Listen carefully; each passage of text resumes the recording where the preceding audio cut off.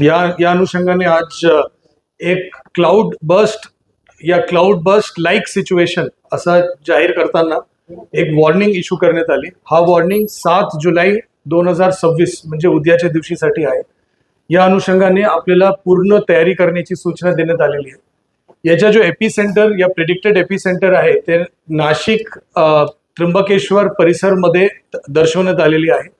ते कदाचित त्र्यंबकेश्वर तालुका मध्ये राहणार आहे आणि या जो ते त्र्यंबकेश्वर, इगतपुरी, नाशिक या 3 तालुक्याच्या क्षेत्रामध्ये राहणार आहे। परंतु मोठ्या प्रमाणात पाऊस पडण्याची शक्यता त्याच्याशिवाय आपले नाशिक तालुका, पेठ तालुका, दिंडोरी तालुका आणि जो पूर्ण आपला पश्चिम पट आहे त्याच्यामध्ये कळवण, त्याच्यासोबत सटाणा, बागलाण या सर्व तालुक्यामध्ये पण पाऊस मोठ्या प्रमाणात पडणार आहे। परंतु एक्स्ट्रीम हेवी रेनफॉल जो आहे शॉर्ट ड्युरेशन मध्ये ज्यांना आपण क्लाउड बस्ट म्हणतो त्याचा जो अंदाज आहे ते बेसिकली त्र्यंबकेश्वर, इगतपुरी आणि नाशिक या जो नाशिक शहराचे जो पश्चिम भाग आहे त्या ठिकाणी दर्शवण्यात आलेला आहे। जसे जसे वेदर मॉडेल्स अजून डेव्हलप होतील आणि अजून आपल्याला हवामानचे इशारा मिळेल तशा आपल्याला अजून ॲक्युरेटली लक्षात येणार आहे की नेमकी कुठे आपल्याला जास्त लक्ष देण्याची गरज आहे। सन्मान्य मुख्यमंत्री महोदयांनी आज सकाळी जो बैठक घेतली त्याच्यामध्ये स्पष्ट निर्देश दिलेले आहे की लागणारे सर्व अनुषंगाने गोष्टीच्या नियोजन आपल्याला करायचे आहे। त्याच्या अनुषंगाने साहेबांचे दिलेल्या निर्देशानुसार खालीलप्रमाणे या ठिकाणी नियोजन करण्यात आहे। नंबर 1 की उद्याच्या दिवशी नाशिक शहर वगळून नाशिक शहरच्या संदर्भामध्ये म्हणजे पाऊस राहणार आहे, परंतु त्याचा जो स्थानिक नियोजन आहे नाशिक शहर महानगरपालिकाचे सन्मान्य महापौर आणि सन्मान्य मनपा आयुक्त आज करणार आहे। परंतु नाशिक शहर वगळून जो उर्वरित ग्रामीण भाग आहे नाशिक तालुक्याचे, इगतपुरी तालुका आणि त्र्यंबकेश्वर तालुका या 3 तालुक्यामध्ये सर्व जो आठवडी बाजार असेल, शाळा असेल, कॉलेजेस असेल या सगळे उद्याच्या दिवशी बंद राहणार आहे। सर्व लोकांना माझी सूचना आहे, विनंती आहे की उद्या जोरात पाऊस असण्याची शक्यता असल्यामुळे सर्व शेतकरी बांधवाला पण विनंती आहे की आपण शेतात जाण्याचा विषय उद्या टाळावा।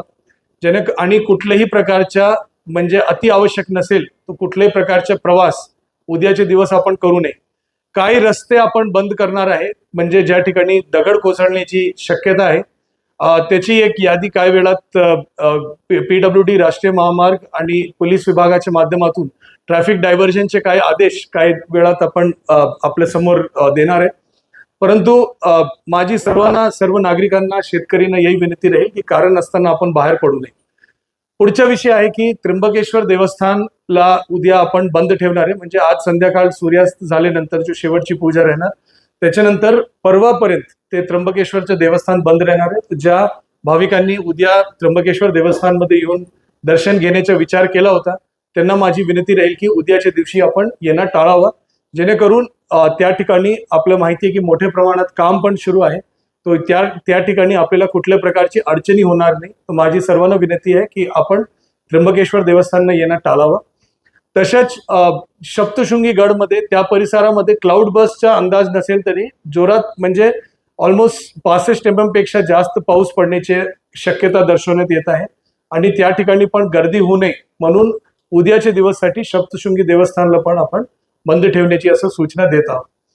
त्याच्या व्यतिरिक्त आपल्याकडे ज्या लो लाईंग रिजन्स आहे, ज्या ठिकाणी flood prone low lying regions आहे त्या गावाची यादी आणि त्या लोकेशन्स आपण सांगितलं आहे। परंतु याच्यामध्ये मेजर अडचणी कुठे येतोय, ज्या ठिकाणी आपल्याकडे फ्री फ्लोईंग नदी आहे म्हणजे पहिला बंधारा आणण्याच्या पूर्वीचे फ्री फ्लोईंग नदी, जिल्हा परिषद आणि लघु पाटबंधारे विभागाला असं सूचना देण्यात आली आहे की जो फ्री फ्लोईंग नदी आणि छोटे बंधारे आहे ज्या मोठ्या प्रमाणात पाणीचा प्रेशर आला तर ते फुटण्याची शक्यता असते, त्याचे गेट कृपा करून उघडून ठेवा।